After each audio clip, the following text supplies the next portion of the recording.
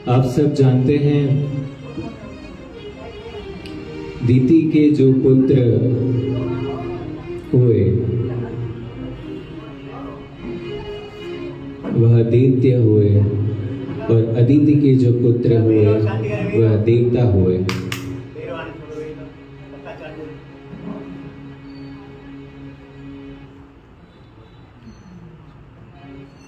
जितनी बार भी दैत्यों ने देवताओं पर आक्रमण किया, इंद्रासन पाने की इच्छा की, तपस्या करके अनेक वरदानों को प्राप्त कर इंद्र को अपने पद से, अपने सिंहासन से उतार कर खुद विराजित हुए, उतनी ही बार भगवान विष्णु, भगवान शिव एवं ब्रह्मा ने भी कई बार असुरों को संहार किया। जब यह स्थिति दैत्य माता दिति ने देखी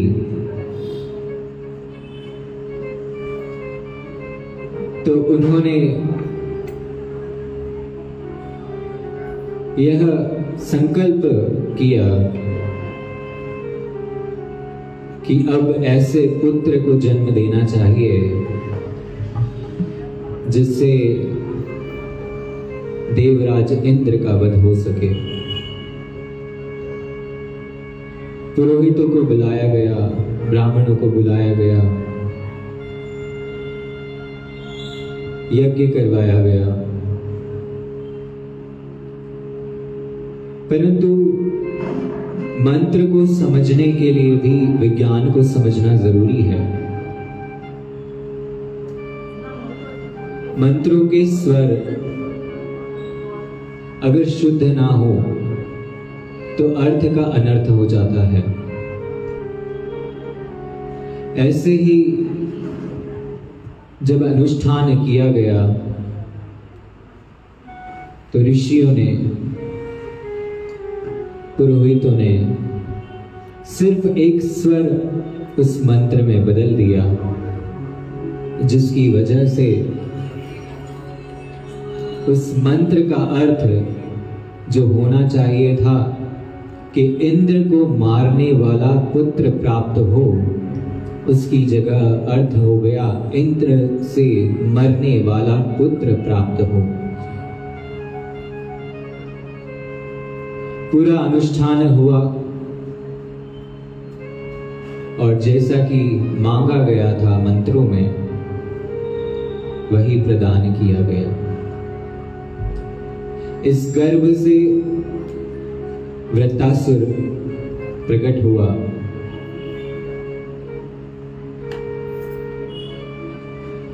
वृत्तासुर के प्रकट होने पर चूंकि देवता जानते हैं कि मंत्र में त्रुटि होने के कारण जो दैत्य है, जो वृत्तासुर है, वो इंद्र से मारा जाएगा। आप सब जानते हैं ऋषि राधीज ने अपनी अस्थियों का दान इंद्र को किया, जिससे वज्र बनाया गया और अब उस वज्र से ही वृत्तासुर की मृत्यु होने वाली है। इंद्र और वृत्तासुर आमने सामने युद्ध स्थल पर खड़े हैं। वृत्तासुर को भी पता है कि जैसा वरदान, जैसा मंत्र, जैसा अनुष्ठान किया गया, उसके परिणाम स्वरूप मेरी मृत्यु इंद्र के हाथों ही होना है।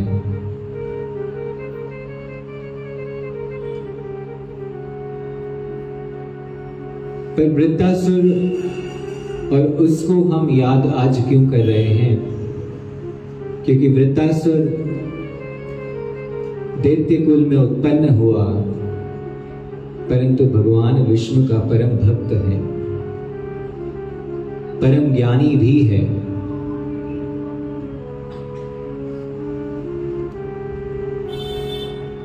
जब मृत्यु निकट देखता है, जब देखता है कि ऐरावत पर इंद्र आरूढ़ हो, हाथ में वज्र ले, उसके सामने हैं, तो भगवान को याद करता है। अहम हरे तव पादे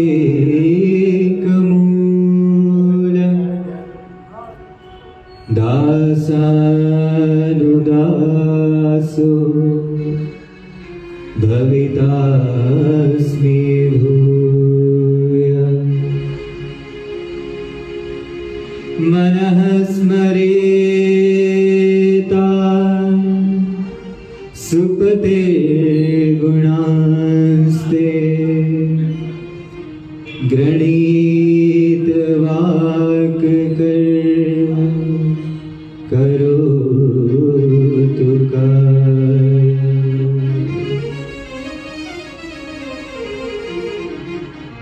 अहम हरे तव पादेक मूले दासानुदास भवितास्मि भूयः। वृत्तासुर याद रहे असुर है, परंतु भगवान से प्रार्थना करता है, हे प्रभु मैं आपके लायक तो नहीं हूं कि मैं आप तक पहुंच पाऊं, परंतु इतना जरूर करना कि अपने दासों का भी दास मुझे बना देना। याद रहे वृत्तासुर तामसी है, फिर भी ऐसी प्रार्थना जो कि अच्छे अच्छे सात्विक मन में भी संकल्पित नहीं होती, ऐसी प्रार्थना वृत्तासुर कर रहा है। मनः स्मरेता सुपतेर गुणांस्ते गृणीत वाक् कर्म करोतु कायः। मेरा मन हमेशा आपके गुणानुवाद में लगा रहे, हमेशा आपके नाम में लगा रहे। मेरे जो ये हाथ हैं उससे हमेशा आपकी ही सेवा होती रहे, आपके भक्त जनों की सेवा होती रहे।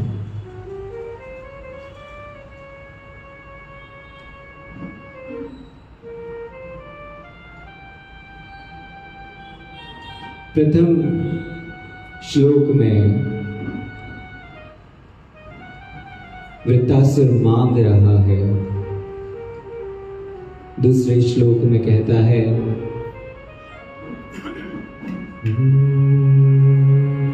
न नाक पृष्ठम न च पारमेष्ठम न सार्वभौमं न रसाधिपत्यम। हे प्रभु मुझे स्वर्ग नहीं चाहिए, मुझे इंद्रासन नहीं चाहिए, न च पारमेष्ठ्यम। माया के लोकों की अगर गणना की जाए तो 7वां लोक जो बताया गया वह है सतलोक, जिसमें ब्रह्मा जी विराजित हैं। तो वृत्तासुर कह रहा है जो सबसे श्रेष्ठ लोक माया का है वह सतलोक भी मुझे नहीं चाहिए। न सार्वभौमम, इस पूरी पृथ्वी का भी राजा मैं नहीं बनना चाहता। न रसाधिपत्यम, जो सप्त पाताल हैं उनका भी अधिपति मैं बनना नहीं चाहता। न योग सिद्धिर न पुनर्भवम वा समंजसत्वा विरहय्य कांक्षे। कहता है मुझे कोई योग सिद्धि भी नहीं चाहिए, मुझे ज्ञान भी नहीं चाहिए, और तो और मुझे मोक्ष भी नहीं चाहिए।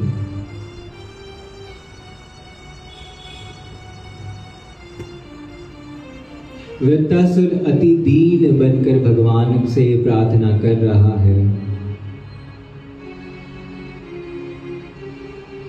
जिस माया ने आज हम जिस संसार में, जिस परिवेश में रह रहे हैं, उस माया ने ही हमें इतना ज्यादा झंकृत किया हुआ है, इतना ज्यादा आश्चर्य में डाला हुआ है कि इसके बियॉन्ड हम कुछ सोचते नहीं। परंतु वृत्तासुर कहता है कि प्रभु, स्वर्ग भी नहीं, ब्रह्मलोक भी नहीं, इस पृथ्वी का राज्य भी नहीं, पाताल भी नहीं, अच्छा और तो कुछ चाहिए होगा। जब यह माया को भी छोड़ दिया गया, लेकिन माया के बाद जो रास्ता मिलता है वो भगवत मार्ग मिलता है, और भगवत मार्ग पे सिद्धियां प्राप्त होती हैं। सिद्धियों प्राप्त होने के बाद अंतिम लक्ष्य अगर जो बताया गया वो मोक्ष प्राप्त होता है। पर वृत्तासुर कहता है कि मुझे तो वो भी नहीं चाहिए। क्या आप कल्पना कर सकते हैं कि क्या मनोवृत्ति वृत्तासुर की है? हमें अगर कोई प्रलोभन दे कि आपको एक बढ़िया सा फ्लैट हम दिला देते हैं मुंबई में, हम कितने खुश हो जाएंगे। एक बंगला पुणे में दिला देते हैं, एक गाड़ी दिला देते हैं। फिर वृत्तासुर कहता है मुझे कुछ भी नहीं चाहिए। चलिए, माया को समझ गया, माया को छोड़ दिया, लेकिन भगवत मार्ग पर चलने वालों को भी सिद्धि का तो लालसा रहती है, सिद्धि की चाह रहती है। वह चाहते हैं कि हम सिद्धि दिखाएं और हमारी जय जयकार इस भूमंडल पर हो। पर वृत्तासुर तो वो भी नहीं मांग रहा, वह भी नहीं मांगता। उसके बाद मोक्ष की भी आकांक्षा नहीं रखता कि मुझे मुक्ति चाहिए, वह भी वो नहीं चाहता।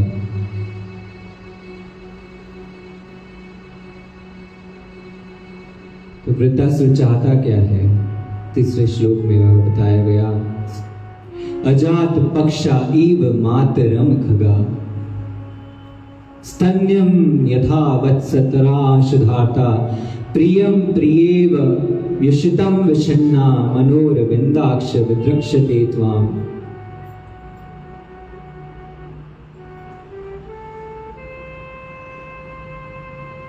अजात पक्षा एव मातरम खगा। अजात पक्षा उसको बोला जाता है, ऐसा पक्षी जिसके अभी पर नहीं आए हैं, जो न्यूबॉर्न है, अभी अभी जन्म लेने वाला। और आपने यह दृश्य देखा कि नहीं देखा, परंतु हमने तो देखा है कि पक्षी जो माँ है वह कुछ खाने के लिए अपने चोंच में दबा कर लाती है, और उस नन्हे से जीव को, इस पक्षी को अपने चोंच से उसके मुख में वह अन्न या जो भी उसने लेके आया है वो देती है। तो कह रहा है अजात पक्षा इव मातरम खगा, जैसे वह पक्षी अपने माँ का बार बार बार बार उच्चारण करता है, माँ को बुलाता है, वैसे ही मैं भी आपको बुलाता रहूं। इसके दो मतलब निकलते हैं। एक मतलब यह भी है कि मुझ में, मेरे पंखों में कोई जान नहीं है, किसी भी साधन से आप मिलने वाले नहीं हैं, कोई भी साधन मैं कर लूं पर आपकी प्राप्ति सुलभ नहीं है। तो क्या बचता है? सिर्फ पुकार। अजात पक्षा इव मातरम खगा स्तन्यम यथा वत्सतरा शुधार्ता। कहता है जिस प्रकार एक गाय के लिए एक बछड़ा अपनी माँ के दूध पीने के लिए जो बछड़ा व्याकुल रहता है, वैसे ही मैं आपके लिए व्याकुल रहूं।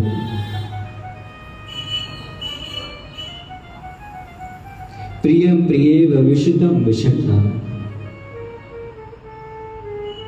आज के परिवेश में अगर देखा जाए तो स्थिति अलग है। परंतु 20 साल पहले ही अगर हम चले जाएं और आपके प्रियतम या आपके पति दूर देश में कहीं हो, तो उस स्त्री का जो मन होता है वह पूर्णतः अपने पति में ही लगा रहता है, कब प्रियतम आएंगे। ऐसे ही वृत्तासुर भी कह रहा है कि जैसे बिछोह हुआ हो मिलन के बाद और उस बिछोह की अग्नि जैसे मन को जलाती है, वैसे ही आपकी प्रतीक्षा में मेरा मन ये जलता रहे।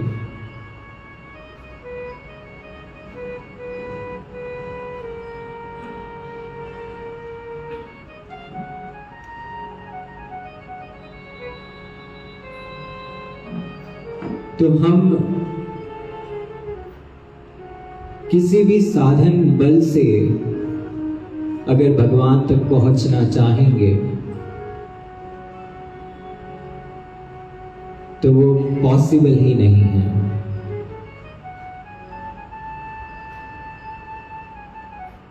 अष्टांग योग में जो अंतिम चरण बताया गया वह बताया गया समाधि। समाधि में भी उत्कृष्ट समाधि निर्बीज समाधि, परंतु समाधि में भी आनंद जरूर है, लेकिन जैसे ही समाधि से बाहर आए माया अपना आवरण फिर फेंकती है और समाधि के बाद भी त्रुटि होने की संभावना रहती है। ज्ञान समाधि अगर होती है तो ज्ञान समाधि में भी अगर देखा जाए तो साक्षात्कार हुआ भगवान का, परंतु उसमें भी दो चीज आती है, एक होती है परोक्ष अनुभूति, दूसरी होती है अपरोक्ष अनुभूति। परोक्ष अनुभूति क्या होती है, अपरोक्ष अनुभूति क्या होती है, क्या आप जानते हैं?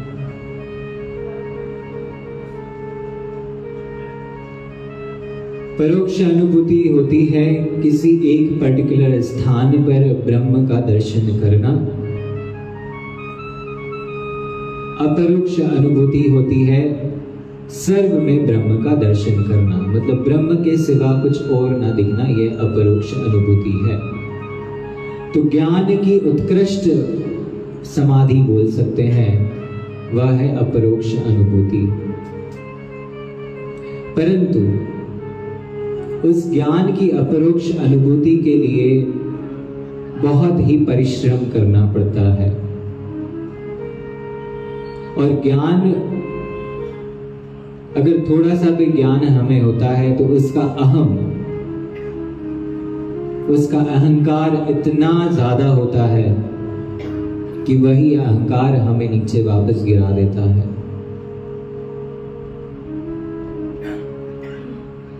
तो इसलिए कहा गया कि एक पक्षी की तरह अजात पक्षा, ये हमारे मन को बड़ा भाता है, क्योंकि एक पक्षी जो कि अभी अभी इस दुनिया में आया है, अभी उसे किसी भी दुनिया का कुछ भी अता पता नहीं है, वह ना उड़ सकता है ना ही वो कुछ और कर सकता है, परंतु एक ही कार्य कर सकता है, वह पुकार सकता है। और वह पुकार भी कैसी होती है, एक दिन व्रत रखा जाए, निर्जला व्रत रखा जाए और आपको अगले दिन कुछ खाने को मिले, तब जो संतुष्टि हमें प्राप्त होती है, वैसी ही पुकार अगर भगवान के लिए उठे तो भगवान हमारे निकट हैं, हमेशा हमारे साथ हैं। अभी हम सिर्फ कंठ से गाते हैं, नाम उच्चारण करने के लिए बोला जाए तो भी हम सिर्फ कंठ से उच्चारित करते हैं, परंतु हमारा हृदय द्रवित नहीं होता, विदीर्ण नहीं होता। क्यों? ऐसा क्यों है? ऐसा क्यों है कि हम भगवान को अपने हृदय में बिठाकर अपने हृदय से नहीं पुकार पाते? तो उसका कारण है कि हमें अभी दूसरों पर बहुत विश्वास है। बीमार पड़ेंगे, जीवन में कुछ होगा तो हमारा फला फला रिश्तेदार आएगा, हमारा बेटा हमारा ख्याल रखेगा, हमारी बेटी हमारा ख्याल रखेगी।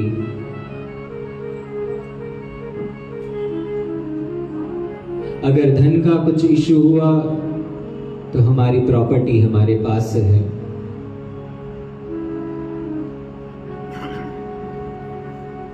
तो जब तक दूसरे सहारे हाथ में रहते हैं, जब तक दूसरे सहारे आपके पास रहते हैं, तब तक भगवान के लिए वह भाव बन ही नहीं सकता।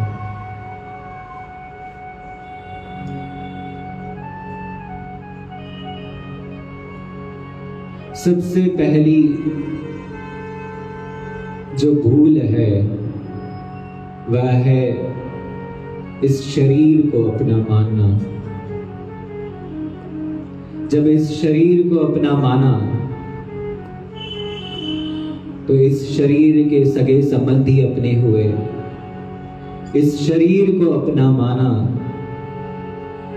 तो जिस स्थान में रहते हो उसे भी अपना माना।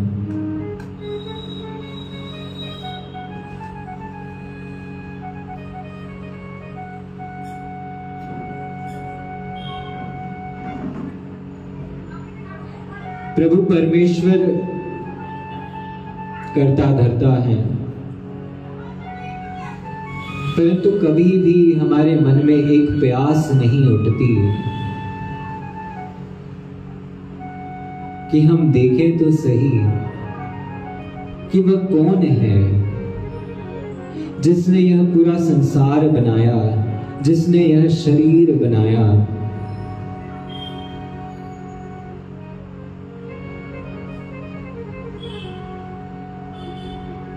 आज के युग में सभी चीज हमारे मोबाइल में है। यहां बैठे बैठे कहीं का भी चित्र हमें देखना हो तो हम बड़े आराम से देख सकते हैं, परंतु अभी तक कोई भी ऐसी टेक्नोलॉजी नहीं आई जो यह बता सके कि इन सब को चलाने वाला कैसा है।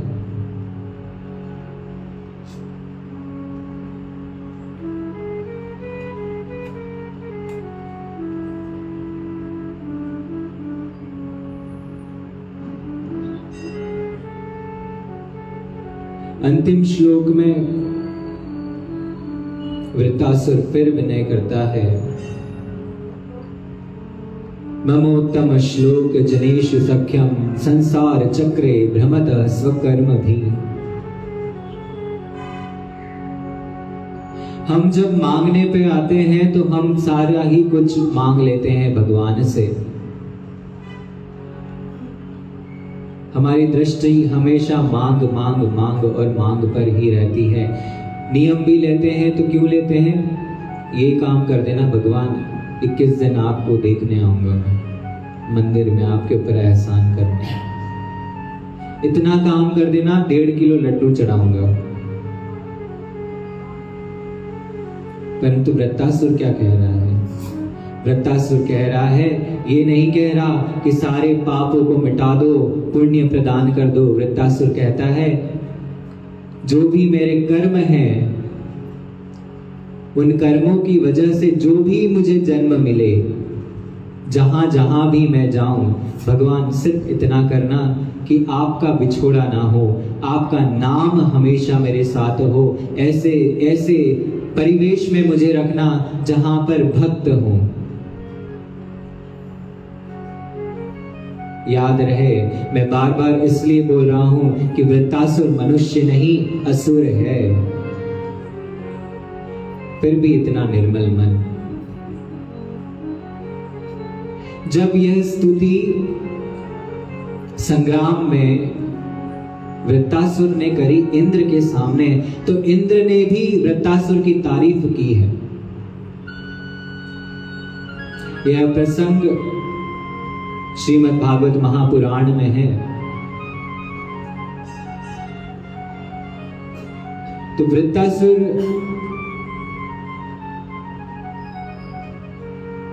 हमारे लिए पूजनीय है, इसलिए नहीं कि वो दैत्य है, इसलिए नहीं कि वो दैत्यों का साथ दे रहा है, पर इसलिए कि उसका मन हमसे तो ज्यादा निर्मल है। और इतना निर्मल मन है कि वृत्तासुर को जब इंद्र ने मारा है, उसके बाद भगवान स्वयं उसे लेने आए हैं।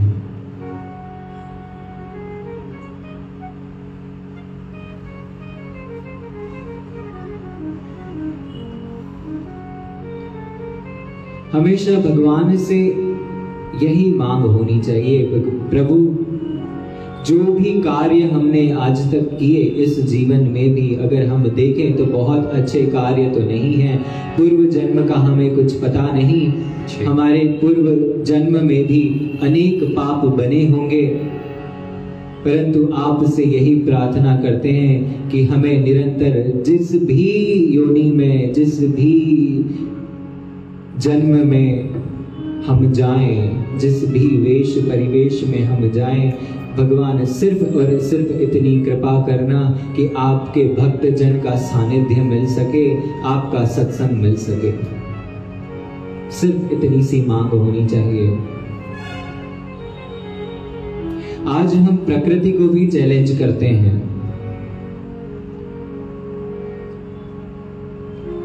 हम कहते हैं ऐसा भगवान को ऐसा करना चाहिए, इतना पानी नहीं बरसना चाहिए, इतनी हवा नहीं चलनी चाहिए। क्या आप अपने आप को प्रकृति से बुद्धिमान समझते हैं?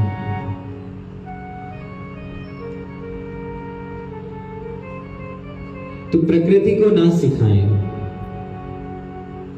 और जो पा रहा है, हम हमेशा ये बात करते हैं कि अरे देखो उसने तो बड़ा कम एफर्ट्स डाला, उसको तो इतना अच्छा पैकेज मिल गया, इसने इतना पढ़ाई करी, इतने उसको अच्छा नहीं मिला। नहीं, यह प्रकृति का नियम है। यह प्रकृति हमेशा बैलेंस बना के चलती है। हमारी बुद्धि छोटी है, हमारी बुद्धि में यह बात नहीं समाती, परंतु याद रहे प्रकृति का कैलकुलेशन 0.01% भी इधर से उधर नहीं होता। तो हमेशा परमात्मा में बिलीव करिए। जो हो रहा है अच्छा हो रहा है, जो होगा अच्छा होगा, क्योंकि उसी में हमारा भला है।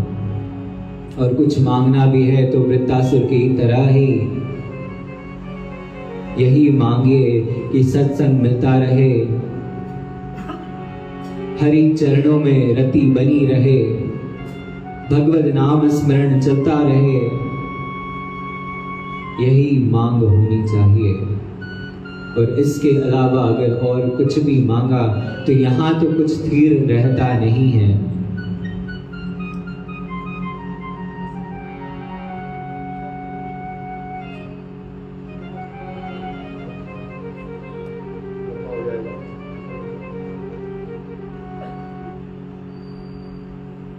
इसी भाव को अपने अंदर धारण करिए, नाम के सहारे रहिए।